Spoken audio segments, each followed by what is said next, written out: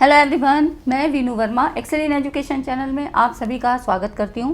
Friends, यहां पर हमारी जो तैयारी होती है पेपर 1 और पेपर 2 एजुकेशन के लिए है।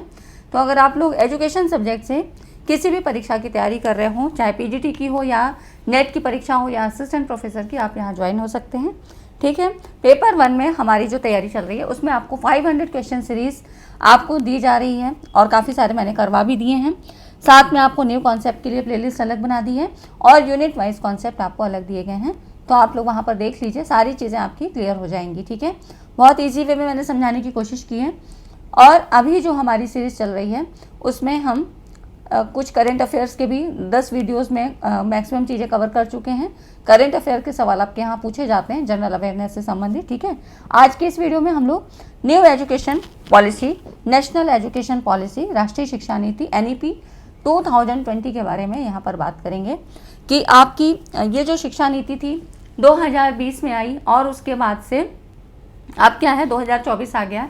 क्या क्या चीज़ें इसमें इम्प्लीमेंट हुई, क्या सुधार हुए, क्या संशोधन हुए, इन सारी चीज़ों को हम समझेंगे। ठीक है, क्योंकि तब आपके क्वेश्चन जो बन रहे थे वो आपके बेसिक स्ट्रक्चर पे थे जब NEP का जो है ड्राफ्ट आया था। ठीक है, तो ये कस्तूरी रंगन की अध्यक्षता में बनी थी।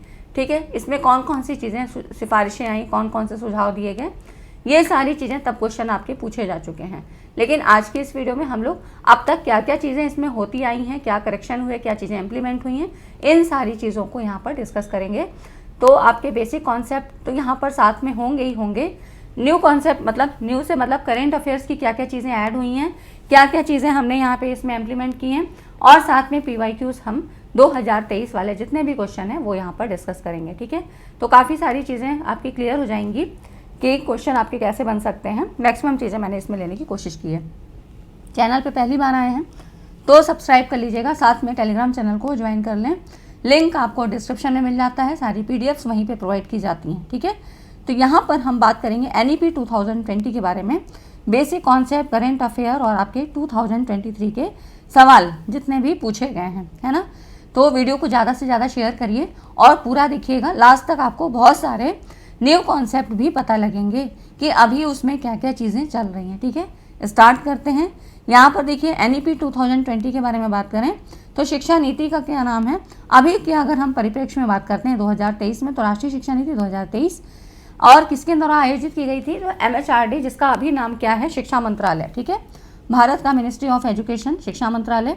नीति का आदर्श वाक्य क्या है, शिक्षित करें, प्रोत्साहित करें, प्रबुद्ध करें। ठीक है, 2023 के रेफरेंस में ये चीज़ें हो रही हैं, ये चीज़ें आपको बताई जा रही हैं। प्रक्षेपण की तारीख, जब इसको प्रोजेक्ट को बनाया गया था, इस ड्राफ्ट को लाया गया था, वो डेट थी आपकी 29 जुलाई 2020। ठीक है, तो जो राष्ट्रीय शिक्षा नीति थी आपकी 29 जुलाई 2020 में यहाँ पर इसको लॉन्च किया। और इस समय शिक्षा नीति के जो संस्करण की संख्या थी वो कितनी थी, 3 थी। ठीक है ना, तो आपके यहाँ पर देखिए 1968 पहला आया और उसके बाद 1968 आया पहला, उसके बाद 1986। ठीक है, 1986 और फिर 34 साल के बाद आपका आया 2020, है ना। तो नई शिक्षा नीति जो आपकी 2020 आई। अब जो पिछली शिक्षा नीति थी उसके मतलब उसमें क्या चेंज करके अभी लाया गया, तो देखिए 10+2 संरचना का स्वरूप था उस समय जो शिक्षा नीति थी 86 वाली, तो उसमें 10+2 था, जिसमें क्या था, फ्लेक्सिबिलिटी बहुत कम थी, कठोर थी। और इसको चेंज करके फिर आपका 5+3+3+4 इस संरचना में इसको ट्रांसफ़र किया गया। ठीक है, तो ये सारी चीज़ें देखिए क्या क्या चीज़ें थी, इसलिए मैंने आपको रिलेट करके बताना जरूरी समझा कि उससे आपका याद जो है एक रिवाइज हो जाता है। अब देखिए नीति के 4 स्तंभ थे, पहुँच, समानता, गुणवत्ता और जवाबदेही। ऐसे ही क्वेश्चन सीधे सीधे पूछ लिए जाते हैं। नीति का उद्देश्य क्या है, 100% युवा और वयस्क साक्षरता, 100% शिक्षा की बात की गई है। ठीक है, तो ये देखिए यहाँ पर बात करते हैं, इस लाइन में भी आपको बहुत इंपॉर्टेंट कॉन्सेप्ट मिलेगा। यहाँ पर इस लाइन को अंडरलाइन किया है। ये भारत की सांस्कृतिक विरासत और मूल्यों का सम्मान करते हुए सतत विकास लक्ष्य 4 SDG 4 सहित 21वीं सदी के शैक्षिक लक्ष्यों के साथ संरेखित मतलब अलाइन करते हुए एक आधुनिक प्रणाली स्थापित करने के लिए नियमों प्रबंधन के साथ शिक्षा प्रणाली में व्यापक बदलाव का आह्वान करती है। तो जो आपकी राष्ट्रीय शिक्षा नीति थी ये सतत विकास लक्ष्य नंबर 4 SDG 4 इसके सहित 21वीं सदी के जितने भी लक्ष्यों, शैक्षिक लक्ष्यों की यहाँ पर हमने संभावना जताई, उनको अलाइन करते हुए, उनको मतलब पाने की आकांक्षा रखते हुए इसमें जो इसके नियमों और प्रबंधन के साथ शिक्षा प्रणाली में व्यापक बदलाव जो है यहाँ पे इनके इसके ड्राफ्ट में दिए गए। ठीक है, तो यहाँ पे ये राष्ट्रीय शिक्षा नीति का एक उद्देश्य। अगर हम बात करें नई शिक्षा नीति 2023 का उद्देश्य क्या है, तो देखिए राष्ट्रीय शिक्षा नीति यहाँ पर देखिए, अगर जो 2020 का आपको बेसिक कॉन्सेप्ट आपको समझना है तो वो वीडियो मैंने ऑलरेडी बना दी है, और यहाँ पर मैंने जो इम्पोर्टेंट कॉन्सेप्ट हैं वो सारे लिए हैं।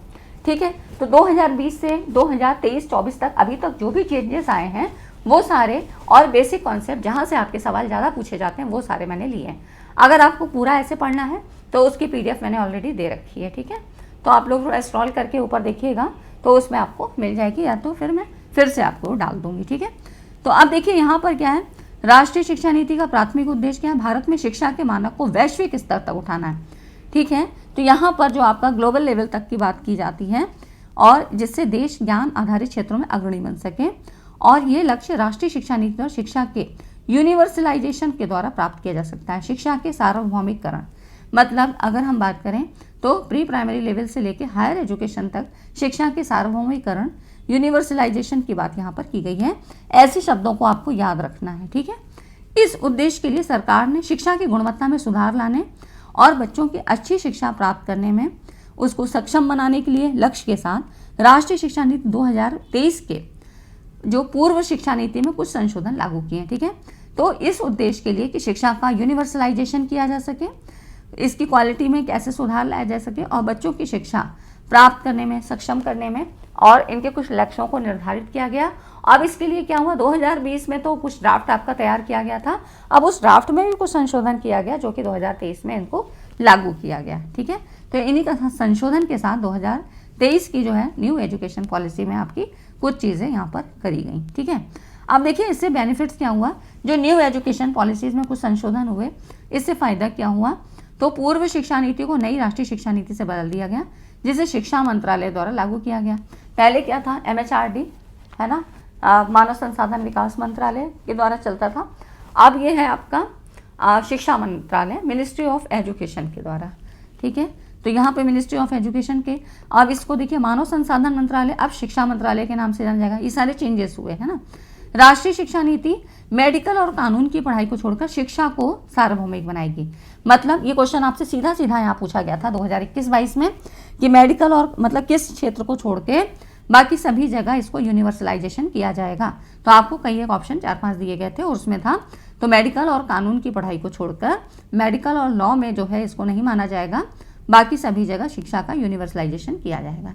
पहले 10+2 का पैटर्न था जो कि काफ़ी हार्ड था, वहाँ पे फ्लेक्सिबिलिटी कम थी, लेकिन अब यहाँ पर क्या है 5+3+3+4। ठीक है, इस पैटर्न को अपनाया गया नई शिक्षा नीति के तहत। अब ये होता क्या है थोड़ा सा इसको जान लेते हैं। तो देखिए जो न्यू एकेडमिक स्ट्रक्चर है 5+3+3+4, अब इसमें क्या था, जो 5 ईयर्स फंडामेंटल स्टेज के हैं 5 वर्ष, ये 5 वर्ष कब से लिए गए, 3 से 8 वर्ष तक के। ठीक है, अब इसमें आपका प्री स्कूल जो प्री लेवल का आता है ना, आपकी पढ़ाई जो बच्चों की होती है, तो इसमें आंगनवाड़ी या प्री स्कूल कक्षा 1 और 2 क्लास 1 और 2 के लिए खेल आधारित जिसको प्ले स्कूल्स बोलते हैं। ठीक है, तो ये सरकारी विभाग की अगर हम बात करें तो यहाँ पर आंगनवाड़ी या प्री स्कूल, यहाँ पर खेल और गतिविधि आधारित मतलब एक्टिविटी बेस्ड टीचिंग मेथोडोलॉजी को यूज़ किया गया, और भाषा कौशल का विकास, यहाँ पर डेवलपमेंट ऑफ लैंग्वेज स्किल्स। ठीक है, तो ये हो गई 3 से 8 वर्ष की शिक्षा जो फंडामेंटल स्टेज के रूप में आई है ना। ये सारी चीज़ें थोड़ा पता होनी चाहिए, क्योंकि अब आपसे बेसिक चीज़ें तो शायद ना पूछे, थोड़ा सा डिटेल में पूछा जाएगा। फिर उसके बाद आती है अर्ली स्टेज ऑफ 3 ईयर्स। अब 3 से 8 हमने वहाँ पे देखा, 8 से 11 वर्ष आई, तो यहाँ पर 1 और 2 हमने उधर पढ़ ली। 3 से 5 तक के लिए, कक्षा 3 से क्लास 3 से 5 तक के लिए, इसमें क्या हुआ, भाषा और अंकगणित कौशल विकसित करना। इसके लिए निपुण की बात की गई थी, तो डिजिटल इनिशिएटिव में हम पढ़ चुके हैं निपुण, है ना।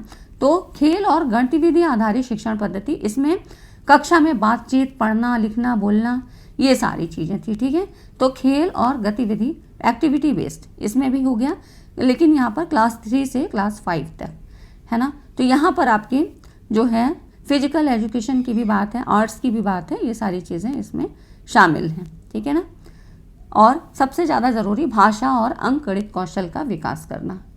नेक्स्ट आता है आपका 3 ईयर्स ऑफ मिडिल स्टेज। इसमें आपका वहाँ पे हो गया 3 से 8 5, फिर मतलब 5 हो गया, फिर +3 में क्या आया, 8 से 11, ठीक है। अब यहाँ 11 से 14 वर्ष, तो कक्षा 6 से क्लास 8 तक के लिए। इसमें महत्वपूर्ण शिक्षण उद्देश्य विज्ञान, गणित, कला, सामाजिक विज्ञान, मानविकी, और इन सब में आपका जो आता है एक्सपीरियंशियल लर्निंग, अनुभवात्मक शिक्षण, ठीक। तो इसका जो फोकस है इस जब सारी चीज़ों पर था, इसमें यहाँ पर साइंस और ह्यूमैनिटीज़ भी आ गए। क्लास 6 से 8 तक जानते ही हैं, सोशल साइंस आ जाती है, social science 1 and social science 2 ऐसे करके पढ़ा होगा आपने NCERT की बुक्स में, है ना। तो ये हो जाती है, ठीक है। नेक्स्ट हम बात करते हैं 4 years ऑफ सेकेंडरी स्टेज, माध्यमिक स्तर के 4 वर्ष। अब देखिए यहाँ पर 14 से 18 वर्ष ये आ जाती है एडोलेसेंट एज, ठीक है। 9 से लेकर 12 तक के बच्चों के लिए है। अब यहाँ पर क्या होगा, मल्टी डिसिप्लिनरी एजुकेशन, बहुविषयक शिक्षा, क्योंकि 12th के बाद हमको बच्चों को किसी भी स्ट्रीम के लिए यहाँ पर कंपटीशन के लिए या जिस फील्ड में जाना चाहें वहाँ के लिए बच्चों को तैयार किया जाता है। तो मल्टी डिसिप्लिनरी एजुकेशन, और यहाँ पर क्रिटिकल थिंकिंग, है ना, लचीलापन और विषयों का चयन विकसित करना, ठीक है। तो विषयों के चयन की बात हुई, क्योंकि 12th के बाद बच्चा इंजीनियरिंग में जाएगा, बीटेक करेगा या नीट का एग्ज़ाम देगा, क्या देगा, है ना, इस तरह से चीज़ें यहाँ पर इन चीज़ों को विकसित करना है, ठीक है। तो इतनी चीज़ें आई होप आपको समझ में आ गई होंगी। तो वीडियो को लाइक करें, क्योंकि मैंने आपको बिल्कुल ईजी वे में समझाने की कोशिश की, ताकि ये सारी चीज़ें अभी ही आपको याद हो जाएं, वीडियो देखते देखते ही आपको ये सारी चीज़ें लर्न हो जाएं, ठीक है। और यहाँ से 1-2 क्वेश्चन आपके आएंगे ज़रूर। और देखिए, और NEP जो 2020 है, ये एजुकेशन सब्जेक्ट में तो आनी ही आनी है।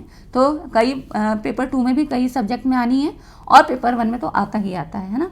अब यहाँ पर देखिए मल्टीडिसिप्लिनरी अप्रोच की बात हुई है, तो इसमें ये कहा गया कि पहले साइंस, कॉमर्स और आर्ट्स स्ट्रीम हुआ करती थी, लेकिन अभी ऐसा नहीं है।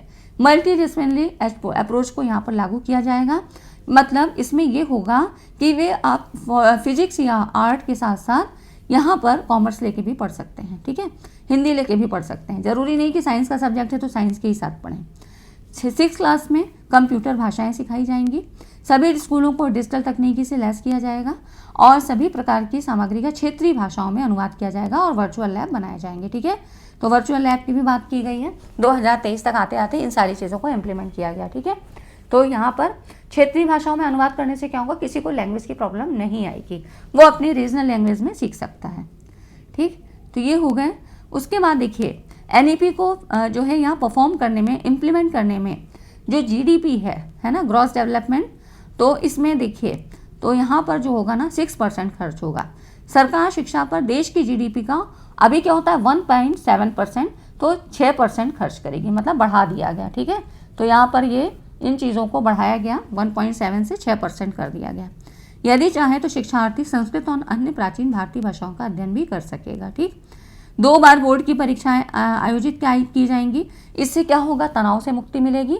मतलब डिप्रेशन में जाने से बच्चे बचेंगे कि एक बार में अगर पेपर में मान लीजिए कुछ प्रॉब्लम हो जाती है, कभी बच्चे का हेल्थ इशू हो जाता है, या कभी किसी और कोई प्रॉब्लम हो जाती है, फैमिली प्रॉब्लम हो जाती है, तो उसको क्या है दूसरी बार बोर्ड का एग्ज़ाम देने का मौका मिलेगा। बोर्ड का एग्ज़ाम जानते हैं कि बहुत मायने रखता है ना। ये सारी डिग्रीज ही बाद में काम आती हैं 10th या 12th की। तो इस तरह से आपका 2 बार बोर्ड परीक्षा आयोजित होने से तनाव में मुक्ति मिलेगी। फिर देखिए आर्टिफिशियल इंटेलिजेंस सॉफ्टवेयर का भी यूज़ किया जाएगा। इसके बाद ये तो पता ही है कि हायर एजुकेशन से MPhil डिग्री को ख़त्म कर दिया गया, ठीक है। तो यहाँ पर पूरी तरह से इसको ख़त्म कर दिया गया है ना। MPhil की कोई डिग्री अब मान्य नहीं है, ठीक। उसके बाद देखिए विद्यार्थी को राज्य द्वारा निर्धारित 3 भाषाएं सिखाई जाएंगी, ठीक है। अब उसमें NCERT यहाँ पर देखिए राज्य शैक्षिक अनुसंधान और प्रशिक्षण परिषद स्कूली शिक्षा के लिए राष्ट्रीय पाठ्यचर्या रूपरेखा विकसित करेगा। नेशनल क्यूरिकुलम फ्रेमवर्क NCF की जो है NCF को भी यहाँ पे ड्राफ्ट को लाएगा। राष्ट्रीय शिक्षा नीति को आगे बढ़ाने के लिए कई संस्थान यहाँ पे स्थापित किए जाएंगे। बच्चों की शिक्षा और प्रतिभा पर विशेष जोर दिया जाएगा। तो 2023 में इन सारी चीज़ों को इम्प्लीमेंट किया जा रहा है, और ये सारी चीज़ें अभी लागू की जा रही हैं ना। तो अब देखिए, अब उसके बाद इन सारी चीज़ों का मूल्यांकन कौन करेगा, तो परख नाम का मूल्यांकन केंद्र यहाँ पर बनाया गया है। परख का फुल फॉर्म पूछा जाता है, तो परख का फुल फॉर्म है performance assessment review and knowledge analysis for holistic development, ठीक है।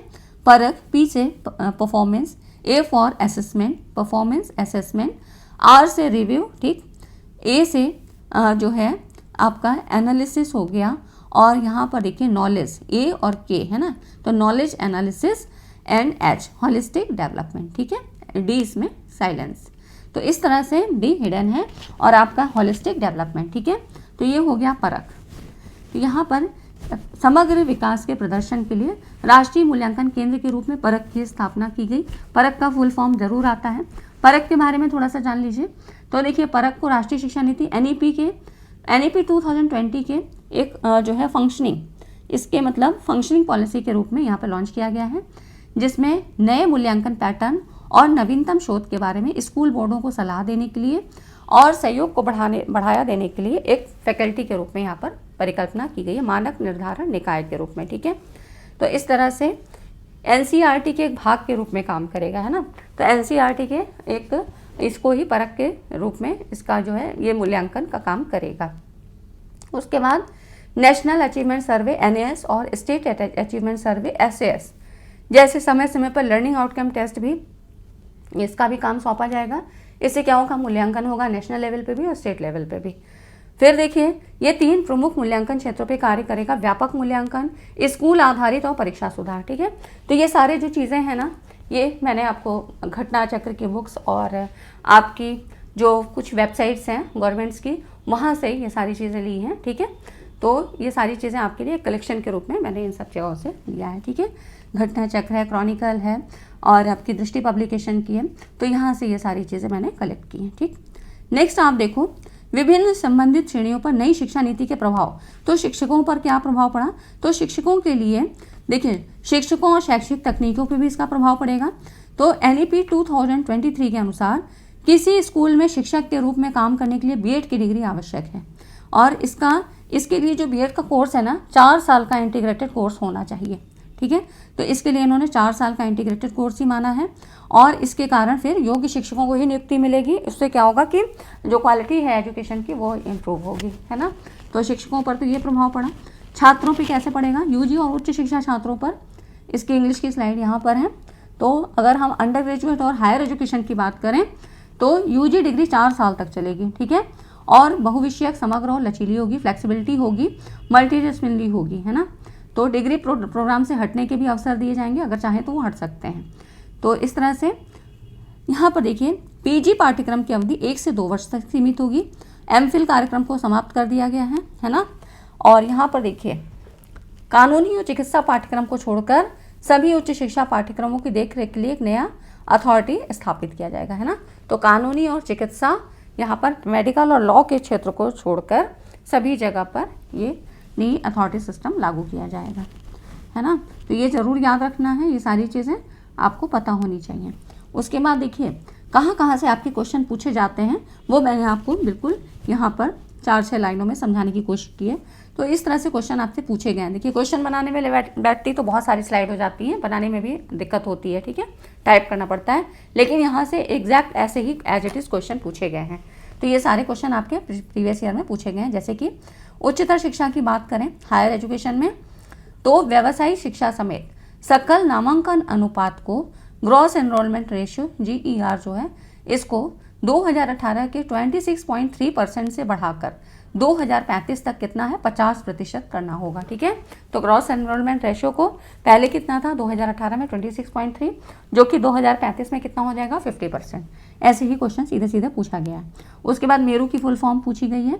तो समग्र बहुविषयक शिक्षा के लिए IIT, IIM, इसके आधार पे multidisciplinary education and research universities नामक मॉडल सार्वजनिक विश्वविद्यालयों की स्थापना की जाएगी। तो मेरू का फुल फॉर्म पूछा गया है ना। उसके बाद देखिए, 2025 तक स्कूल और उच्चतर शिक्षा प्रणाली के माध्यम से कम 50% विद्यार्थियों को व्यावसायिक शिक्षा विशेष रूप से प्रदान किया जाएगा। अब जो व्यावसायिक शिक्षा है, इसके लिए एक राष्ट्रीय कमेटी कौन सी बनेगी, national committee for the integration of vocational education, ठीक है, NCIVE। इसके फुल फॉर्म्स भी होते हैं, जो NEP 2020 में फुल फॉर्म्स का यूज़ हुआ है, उसकी भी मैंने प्लेलिस्ट में नहीं सॉरी PDF आपको दी है, तो आप लोग देख लीजिएगा। अब वो स्क्रॉल करना पड़ेगा, थोड़ा सा ऊपर हो गई होगी, है ना। तो इस तरह से वो भी सारी चीज़ें मैंने आपको यहाँ पर दे रखी हैं। तो 2025 तक 50% लोगों को वोकेशनल एजुकेशन भी प्रदान की जाएगी। और यहाँ पर देखिए, मानव संसाधन विकास मंत्रालय व्यावसायिक शिक्षा के लिए उद्योगों के सहयोग से व्यावसायिक शिक्षा के जितने भी एक्सपर्ट्स हैं और व्यावसायिक मंत्रालयों के जितने भी रिप्रेजेंटेटिव हैं इनके साथ मिलकर इस समिति का गठन किया है NCIVE, national committee for the integration of vocational education. ठीक है, तो इस तरह के कुल फुल फॉर्म है, उनको आपको पता होना चाहिए। फिर देखिए अब इसके कुछ वर्टिकल्स की बात हम करते हैं।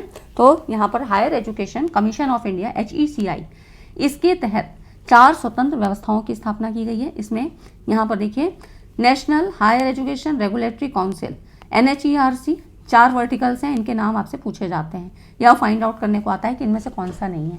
तो क्वेश्चन भी दिखाऊंगी अभी। तो देखिए राष्ट्रीय उच्चतर शिक्षा विनियामक परिषद, तो ये रेगुलेटरी का काम करेगा हायर एजुकेशन से संबंधित। ठीक है, उसके बाद NAC, national accreditation council NAC। ठीक, उसके बाद आता है आपका HEGC, उच्चतर शिक्षा अनुदान परिषद, higher education grants council. Next है आपका GEC, जनरल एजुकेशन काउंसिल। ठीक है, और देखिए HEI स्वयं इन चारों अंगों के बीच किसी भी प्रकार के विवाद का निपटारा करेगा। मतलब HECI जो है एक क्या है, स्वतंत्र निकाय और जो है इसके रूप में काम करेगा। ठीक है, तो इस तरह से ये इसके 4 वर्टिकल्स हैं। यहाँ से क्वेश्चन ऐसे पूछा गया था, ये देखिए 2021 में क्वेश्चन पूछा है।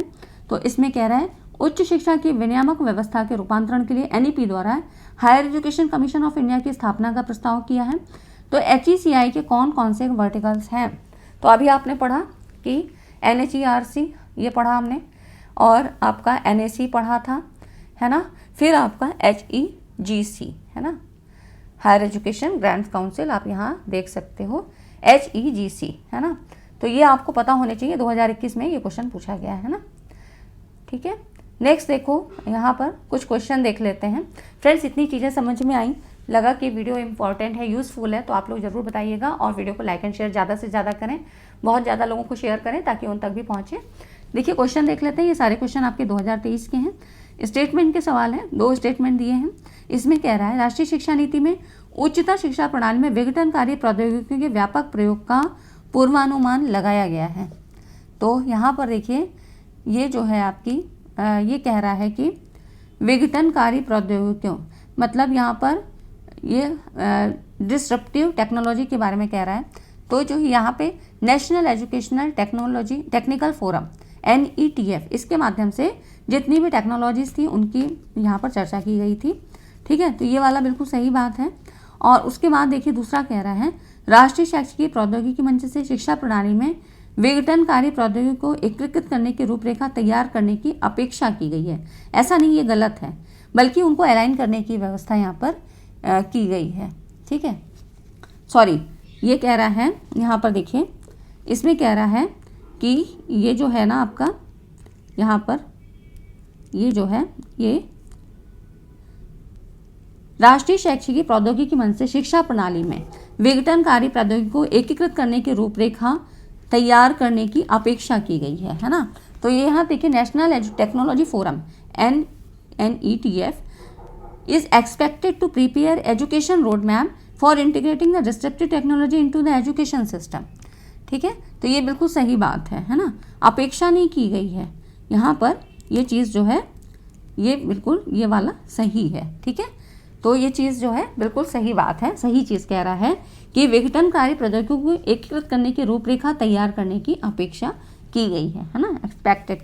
तो यहाँ पर देखिए राष्ट्रीय शिक्षा नीति में उच्चतर शिक्षा प्रणाली में विघटनकारी प्रौद्योगिकी के व्यापक प्रयोग का पूर्वानुमान लगाया गया है और इनको एकीकृत करने की रूपरेखा तैयार करने की अपेक्षा की गई है ना।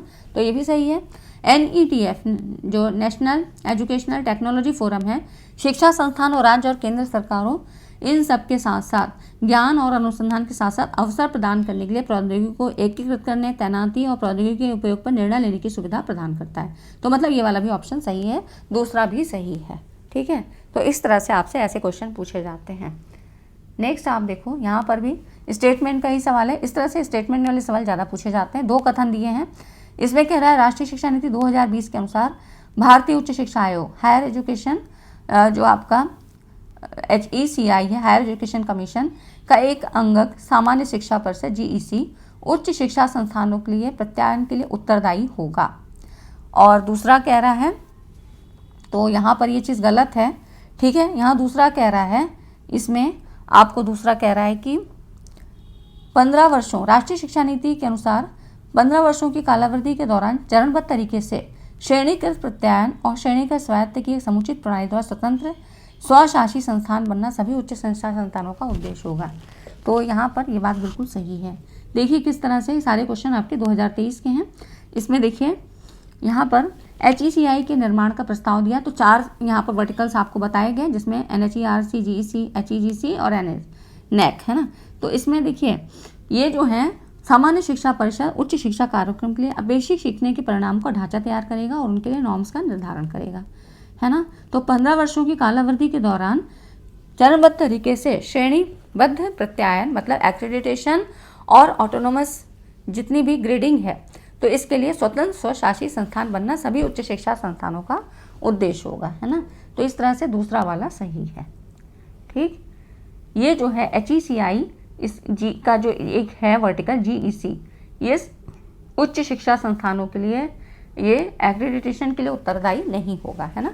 तो इस तरह से खाली एक अकेला ये जो है उत्तरदायी नहीं होगा, है ना। तो इस तरह से फर्स्ट गलत है और दूसरा जो है सही है। नेक्स्ट आप देखो दूसरा, ये भी स्टेटमेंट का ही सवाल है।